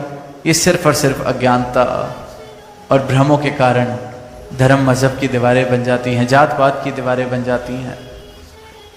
और फिर जिस जिसको भी बोध हो जाता है इस सच्चाई का, इस सत्य का, उसके भ्रम गिर जाते हैं, क्योंकि उसकी मैं खत्म हो जाती है, अहंकार खत्म हो जाता है। मैं का जो एक पर्दा डला हुआ है आंखों के आगे, वो गिर जाता है। और जैसे ही वो मैं वाली भावना खत्म होती है, तो ये भी समझ आ जाता है कि भ्रम, ये दीवारें, ये भी तो इस मैं के कारण ही आ रही थी। जैसे कि आंख में किसी के कोई तिनका चले जाए, या अपना ही कई बार बाल आंख में चला जाता है, या कंकड़ लग जाता है, धुंधला दिखने लगता है, आंख से जब तक उसको निकालो ना साफ नहीं दिखाई देता। इसी प्रकार ये जो मैं है, ये जो अहंकार है, ये आंख में पड़ी मिट्टी है जिसकी वजह से दिख नहीं रहा। जैसे ही आंख साफ होती है तो साफ साफ दिखाई देता है। जैसे ही ये मैं हटती है आंख के आगे से, फिर ये परमात्मा दिखाई देता है। जब मैं हट जाता हूं, मैं मिट जाता हूं, तो शेष जो रह जाता है वो परमात्मा है। और इसी परमात्मा का ज्ञान सदगुरु कराते हैं। एक कहानी दास को याद आ रही है कि कैसे ही इंसान एक गुरु के पास गया कि मुझे आपसे दीक्षा प्राप्त करनी है, आपका ज्ञान प्राप्त करना है, कितना समय लगेगा कि मैं भी मोक्ष को प्राप्त कर लूं? क्या कितना टाइम लगेगा? मैं सब कुछ करने को तैयार हूं जो आप कहें, कितना टाइम लगेगा? सामने से गुरु कह देते हैं 10 साल। गुरु के मन में बात आती है कि पता नहीं कितनी इसकी जिज्ञासा है, कितनी सच्चाई है। 10 साल बोल के देखता हूं फिर टिकता है कि नहीं। थोड़े टाइम बीतता है, गुरु की शरण में रहता है, फिर पूछ पड़ता है कि अगर मैं दूसरों से ज्यादा ध्यान लगाऊं, दूसरों से ज्यादा सेवा करूं, जो जो आप कह रहे हैं उससे दुगना करूं, सब कुछ करूं, तो कितने टाइम में मैं हासिल कर लूंगा आपकी दीक्षा को? तो गुरु आगे से कहते हैं फिर तो तुझे 20 साल लगेंगे। अब वो हैरान है। फिर शाम को जाते हैं बताने कि जितना जितना तू करेगा उतना उतना तेरा अहंकार बढ़ेगा, जितनी जितनी सेवा तू करेगा उतना ही तू दूर जाता रहेगा इस सच्चाई से, इस परमात्मा से, क्योंकि उतनी ही तेरी मैं बढ़ती जाएगी। और अगर अपनी मैं को खोने को तैयार है तो एक क्षण में सब कुछ प्राप्त कर सकता है, एक क्षण में। पर हम देखते हैं, हम सेवा कर रहे हैं, परमात्मा का नाम ले रहे हैं, तो उस बात का भी इंसान दावा करने लगता है कि मैं धार्मिक, मैं सेवादार, मैं नहीं छोड़ता। कहने को तो धार्मिक बनना बहुत आसान है, पर जो ये सनातन धर्म है, इस सत्य को प्राप्त करना, जो धर्म की परिभाषा आदिकाल से एक ही रही है कि इस परमात्मा को प्राप्त कर लिया जाए। यही परिभाषा है, तब भी यही थी, आज भी यही है, हमेशा से यही रहेगी। जिस भी युग में देखें परमात्मा की प्राप्ति की बात की गई है और इसी को धर्म कहा गया है। बाकी चीजें तो संप्रदाय हैं, बाकी तो फिर कहने को जरूर कहा जा सकता है, तथा कथित जो शब्द है, पर सही मायनों में धार्मिक होना इस सनातन सत्ता की प्राप्ति है। और वो तब तक मुमकिन नहीं है जब तक अपनी मैं का दान हम ना करने को तैयार हो जाएं, जब तक इस मैं को छोड़ने को राजी ना हो जाएं। और जिसने छोड़ा है उसने पाया है, और उसने फिर गा के बजा के नाना तरीकों से ये आवाज दी है सारी मानवता को कि मुझे जो प्राप्ति हुई है आप भी कर सकते हैं। पर ये आवाज दे के फिर ये भी देखा है कि कोई विरला ही है जो तैयार है सब कुछ छोड़ने के लिए। इसलिए फिर वो पंक्तियां भी आती हैं कि कच दी मंडी विच सजदा ग्राहक कोई कोई, कि इस संसार में, इस क्षणभंगुर संसार में, इस मायावी मेले में सारे ग्राहक इस माया के ही हैं। मायापति की जरूरत या मायापति की चाहत किसी को नहीं। जिसके दिल में सच्ची चाहत रही है उसने पाया है। किसी भी युग की कहानी पढ़ लें, किसी भी युग के पुराण पढ़ लें, वेद पढ़ लें, शास्त्र पढ़ लें, हर जगह ये गवाहियां हैं, प्राप्ति के बाद की गवाहियां हैं, और प्राप्त किया जा सकता है। और जिसने भी सतगुरु की शरण में सर झुकाया है किसी भी युग में, आज भी आप सब संत बैठे हैं, जिन की वाणी हमने सुनी वो सब गवाही दे रहे हैं, अपने जीवन से आप बीती बता रहे हैं कि इस परमात्मा के दर्शन किए हैं। जिसको कल तक दूर समझते थे उसको इस प्रकार पाया है कि अब उससे दूर नहीं हो सकते। जिसको कल तक कहते थे वो परमात्मा, आज वो ये परमात्मा है। और वो से ये कि उस परमात्मा से इस परमात्मा की दूरी सदगुरु एक क्षण में मिटाते हैं। और इसी दूरी को मिटाने को ब्रह्म ज्ञान कहा जाता है। और ये ब्रह्म ज्ञान हर एक मानव प्राप्त कर सकता है, हासिल कर सकता है।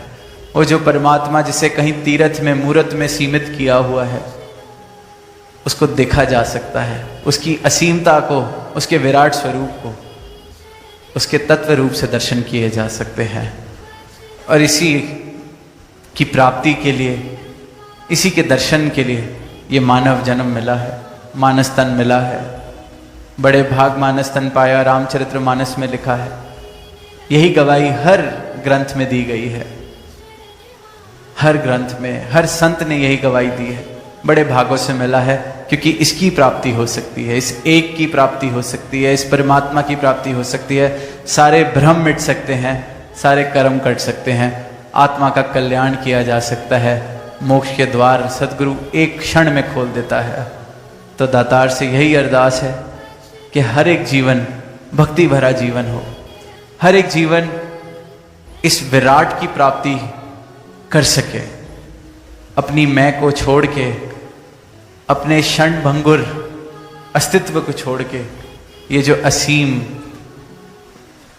सदा रहने वाला अस्तित्व है, इसकी प्राप्ति कर सके। प्रेम से कहना आनंद। सत्संगत जी, प्यार से कहना धन निरंकार जी। सत्संगत जी, आशा करता हूँ सतगुरु माता जी की कृपा से आप सभी अच्छे हो गए।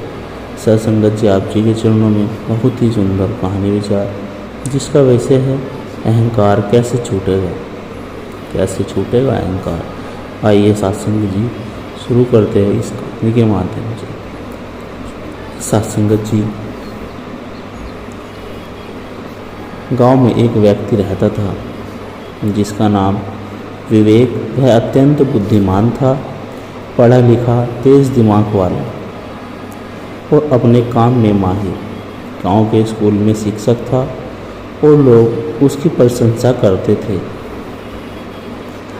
धीरे धीरे विवेक के अंदर यह भावना घर कर गए कि वह सबसे श्रेष्ठ है, वह दूसरों से ज़्यादा जानता है, ज़्यादा समझदार है और लोग उनकी बातें मानते हैं क्योंकि वह उनसे बड़ा है।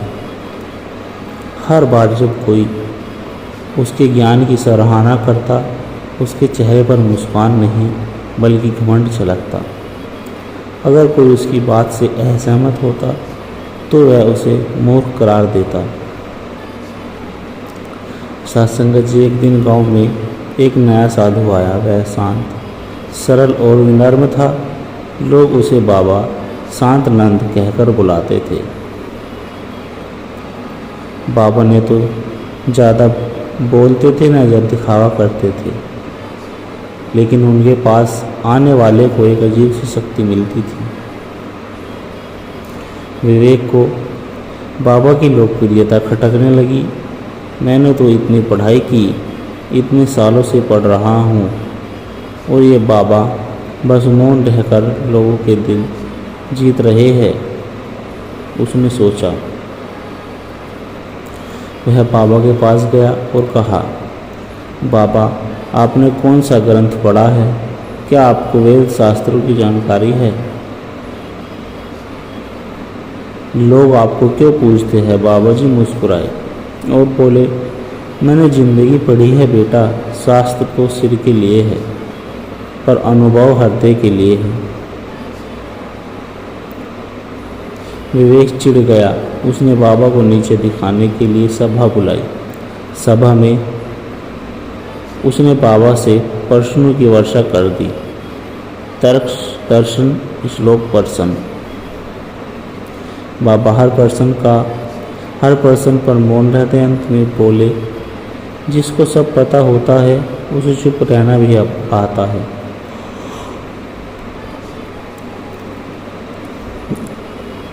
ज्ञान का मूल्य तब है जब वह अहंकार को न बढ़ाए। लोगों ने बाबा की बात पर तालियां बजाई। विवेक का चेहरा उतर गया। विवेक अपने घर लौटा। रात भर नींद नहीं आई। वह सोचता रहा, मैंने क्या पाया इस अहंकार से, संसार या डर? उसे एहसास हुआ कि सबको प्रभावित करने में इतना व्यस्त था कि वह खुद से दूर हो गया। उसे याद आया उसका बचपन, जब वह विनम्र था, सीखने को आतुर था और लोगों की मदद करता था। वह अगली सुबह बाबा के पास गया। बाबा मंदिर के पीछे सफाई कर रहे थे।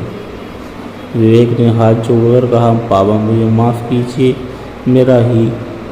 मेरा घमंड ही मेरी सबसे बड़ी बेड़िया है। मैं उससे मुक्त होना चाहता हूँ। बाबा बोले, तो सेवा कर। सेवा से बड़ा कोई साधन नहीं जो अहंकार को गलाए। जब तू दूसरों को खुद से ऊपर मानेगा तब तेरा असली उत्थान होगा। उस दिन के बाद विवेक बदल गया।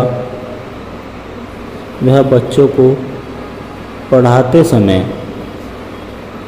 और भी विनम्र हो गया।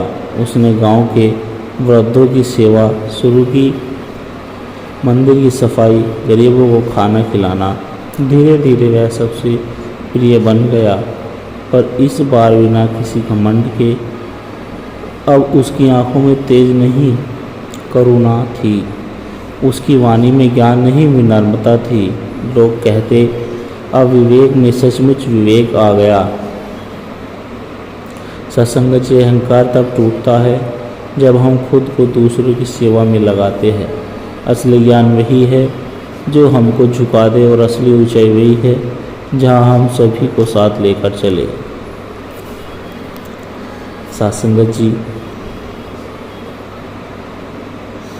कभी कभी जीवन में ऊंचाइयों तक ले जाकर उस स्थान पर पहुंचा देता है जहां हम खुद को भगवान समझने लगते हैं। लेकिन ईश्वर की सबसे बड़ी कृपा यह होती है कि वह अहंकार को तोड़ने के लिए जीवन में ऐसे अनुभव देता है जो हमें कुछ से शून्य बना देता है। यह कहानी है अरविंद की, एक सफल उद्योगपति की, जिसने सब कुछ पाया और सब कुछ पाया सब कुछ खोया ताकि असल में खुद को पा सके। सत्संगत जी, मुंबई की चमचमाती ऊंचाइयों में एक गगनचुंबी इमारत की सबसे ऊपरी मंजिल पर अरविंद सक्सेना का ऑफिस था। विशाल, आधुनिक और पूरी दीवार पर एक बड़ी खिड़की थी जहां से पूरा शहर उसके पैरों के नीचे लगता था। अरविंद एक मशहूर उद्योगपति था। मीडिया, रियल एस्टेट और टेक्नोलॉजी तीनों में उसका साम्राज्य था। उसकी कंपनी के हजारों कर्मचारी थे और वह खुद किसी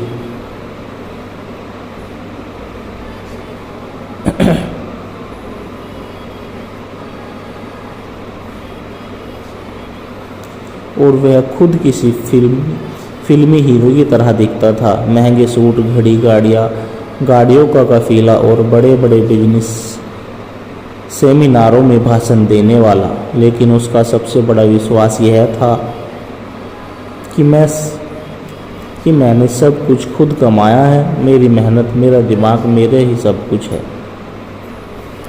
उसके साथ काम करने वाले उसके सामने सिर झुकाकर चलते। उसके घर में काम करने वाले नौकर तक डरते थे कुछ गलत कहने से। पर एक चीज़ जो धीरे धीरे साफ दिखाई देने लगी थी, वह बहुत अकेला हो गया था। पत्नी मेधा उसे छोड़कर अपनी बेटी के साथ लंदन चली गई थी। बेटा राहुल उसके पैसों का इस्तेमाल करता था पर उससे बात नहीं करता था। लेकिन अरविंद को फर्क नहीं पड़ता था। उसे लगता ये सब मेरे पीछे इसलिए है क्योंकि मैं बड़ा हूँ, और जब बड़ा हो जाओ तो अकेलापन ही साथी होता है।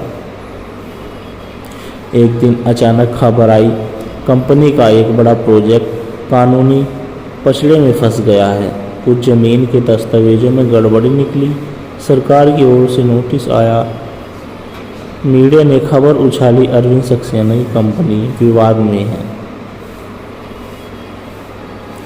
अरविंद ने इसे अपनी ताकत से दबाने की कोशिश की। वकील, पुलिस, सबको पैसे से खरीदने की कोशिश की, लेकिन मामला धीरे धीरे बड़ा होता गया।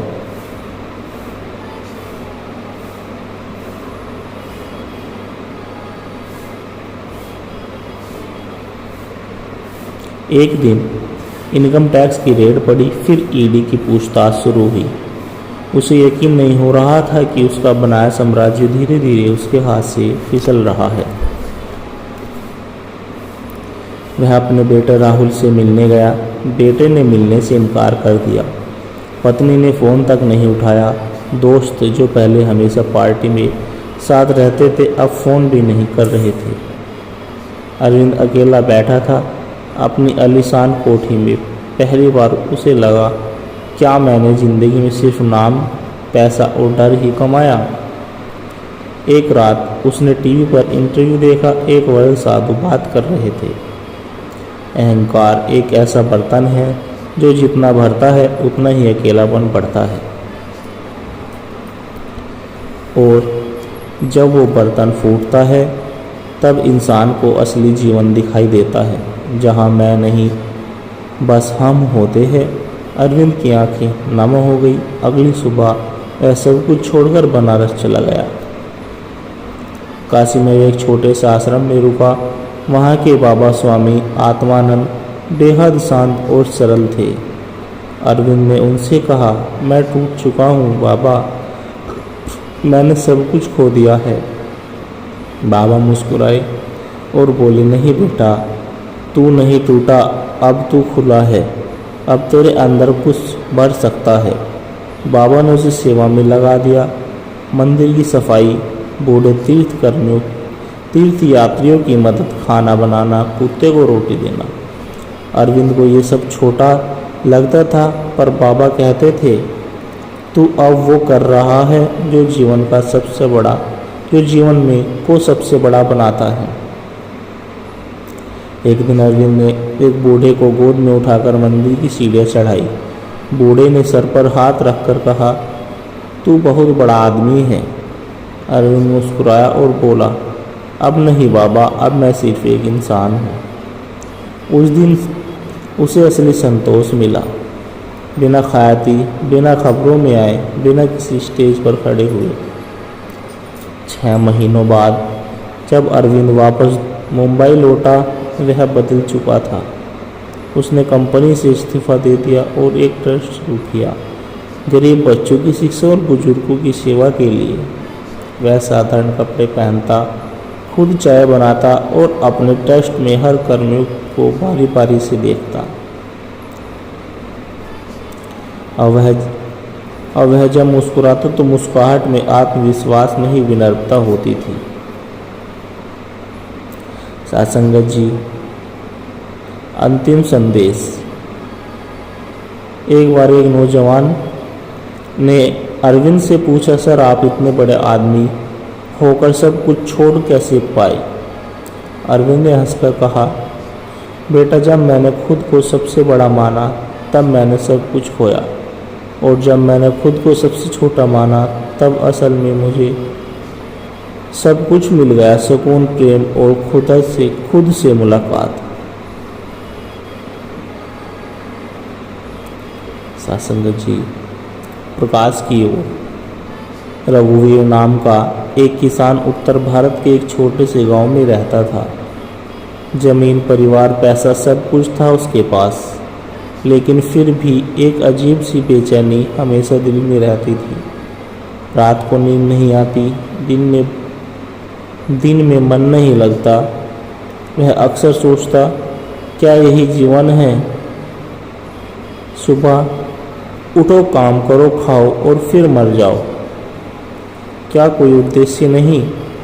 उसका सवाल हर किसी से एक ही होता, मैं कौन हूँ? लोग हंसते क्यों हैं? तू रघुवीर है, किसान है, ये सब छोड़ और खेत देख। पर रघुवीर की बेचैनी बढ़ रही थी। एक दिन गांव के पास एक वृद्ध संत स्वामी निरंजन दास आए। वे चुपचाप गांव के मंदिर के पास बैठते, कुछ नहीं मांगते।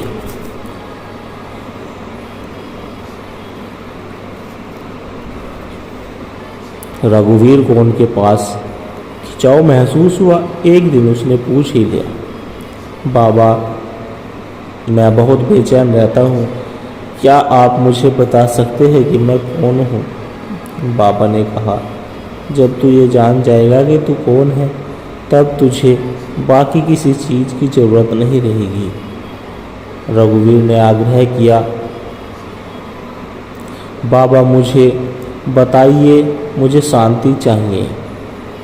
बाबा बोले, तो मेरे साथ जंगल चल, छोड़ दे खेत, घर, नाम, काम और बस चल, और ध्यान रखना जो मिलेगा वह खोने से मिलेगा। रघुवीर ने पत्नी, बेटे, जमीन सब छोड़ दिया और बाबा के साथ निकल पड़ा। पहले दिन ही बाबा ने उसका नाम बदल दिया। अब वह शरण था, जो शरण में आ चुका था। शरण को पहली बार समझ आया कि खाना मांगकर खाना, बिना बिस्तर के सोना और मौन रहना कितना कठिन होता है। वह अक्सर रो पड़ता, बाबा मुझे वापस जाना है। बाबा मुस्कुराते, तू वापस जा सकता है, पर फिर वही बेचैनी तेरा इंतज़ार करेगी। एक आश्रम में बाबा ने उसे मौन व्रत में डाला। 40 दिन बिना बोले, सिर्फ आत्मनिरीक्षण। शरण ने देखा उसका मन कितना बक बक करता है और गुस्सा आता है, दुख होता है, अहंकार उठता है। धीरे धीरे मौन में उसे खुद की आवाज़ सुनाई देने लगी, तू सिर्फ शरीर नहीं, तू आत्मा है, वही जो अनुभव कर रही है। शरण को यह बात समझ आने लगी, मैं शरीर नहीं, आत्मा हूँ। एक दिन गंगा के किनारे ध्यान में बैठा शरण अचानक एक अनुभव में डूब गया, जैसे वे खुद को शरीर से अलग देख पा रहा था। उसने खुद को प्रकाश के रूप में देखा, एक दिव्य प्रकाश जिसमें न डर था, न दुख, न नाम, न रूप, बस शांति। जब ध्यान टूटा, वह बहुत देर तक रोता रहा। उसने बाबा से कहा, आज मैंने खुद को देखा। बाबा ने आंखें बंद की और बोले, अब तू जान गया, जो तू है वह न कभी जन्मा न मरेगा। तू आत्मा है, अंश है परमात्मा का। अब शरण वापस घर लौटा, पर अब वह किसान नहीं था न गृहस्थ था। अब वह गांव में रहकर सेवा करता, रोगियों की सेवा, गरीबों को भोजन, बच्चों को पढ़ाना। उसकी मुस्कुराहट में इतना अपनापन था कि लोग कहते, उसके पास बैठते ही मन शांत हो जाता। लोग पूछते, तू कौन है शरण? शरण हंसता और कहता, मैं बस वही हूँ जो तुम हो, आत्मा। बस मुझे याद आ गया, तुम्हें भी आ जाएगा। साथ संगत जी, जब इंसान मैं छोड़ देता है तब उसे असली मैं का अनुभव होता है। अहंकार के पीछे जो बैठा है वह आत्मा है, वही सत्य है। सत्संगत जी, दास के द्वारा कहे गए प्रेरणादायक कहानी विचार यदि आप जी को अच्छे लगे हो तो लाइक, कमेंट, शेयर और हमारे चैनल सोना इंस्पायर विचार को सब्सक्राइब जरूर करें और दास को आशीर्वाद दे कि आप जी के चरणों में हर रोज़ ऐसे ही प्रेरणादायक कहानी विचार लेकर आता रहूं।